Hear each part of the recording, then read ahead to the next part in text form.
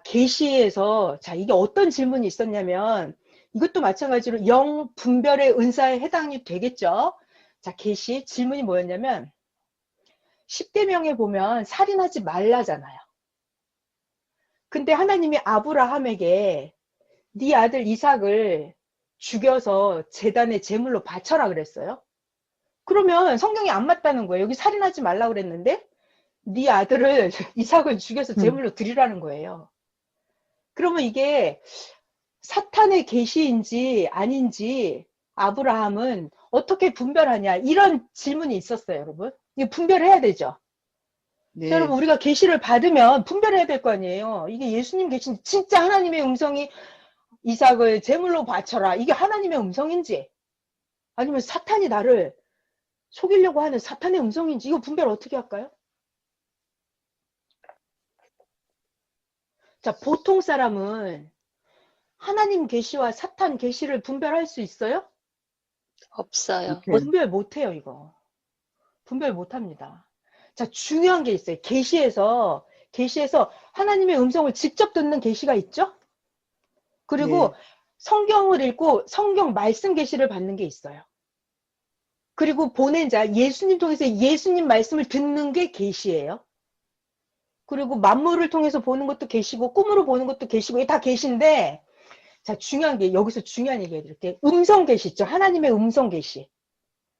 그러니까 예를 들면 아브라함에게 네 아비 친척 집을 떠나서 가나안으로 가라. 이런 거 아브라함이 하나님께 직접 듣는 음성이에요. 네. 그러니까 시대 중심자는 모세도 하나님이 모세에게 직접 말씀하세요. 가서 내 백성을 이집트에서 꺼내와라. 그러니까 하나님의 음성을 직접 듣는 거는 거의 중심자급이 듣는 거예요. 메시아급이. 그 시대 사명자가 듣는 거예요. 그러니까 보통 사람도 듣기는 듣는데 아주 중요한 거 이런 거는 사명자가 듣는 거예요. 자, 그러면 아까 이삭을 제물로 바쳐라 이거 있잖아요. 그러면 여러분 아브람은 어떤 사람이냐면 재밌어요. 하나님이 아브람을 직접 전도했어요. 아브람은 원래 우상 집안의 아들이었어요. 근데 거기서 늘 공고함을 느끼고 했을 때 하나님의 음성을 듣고 원래부터 아브람을 하나님이 직접 전도해 온 사람이에요. 아브람은. 그러니까 선생님은 그래요. 야, 하나님도 전도하는데 니네도 전도해야지 이러시더라고요. 그러니까 아브람은 하나님이 직접 전도했어요. 그리고 내가 지시하는 땅으로 가라. 이렇게 하나님이 항상 말씀하셨어요. 그랬을 때 아브람이 항상 순종했어요. 그랬을 때 하나님이 아브람에게 내가 너를 축복하니 너를 축복하는 자는 나 여호와가 그에게 축복하고 너를 저주하는 자에게는 나 여호와가 그 사람을 저주할 것이다. 이렇게. 그러니까 중요한 말이 뭐냐면 그 시대 중심자는 그 시대 사명자는 하나님하고 일체예요. 함께. 그 시대 사명자는 하나님하고 동행해요. 성경에 계속 나옵니다. 소돔과 고모라 땅이 아주 타락이 극에 달했을 때 하나님이 소돔을 멸망하러 가실 때 하나님 혼자 가지 않아요. 소돔을 심판하러 가기 전에 하나님이 아브라함에게 나타나세요.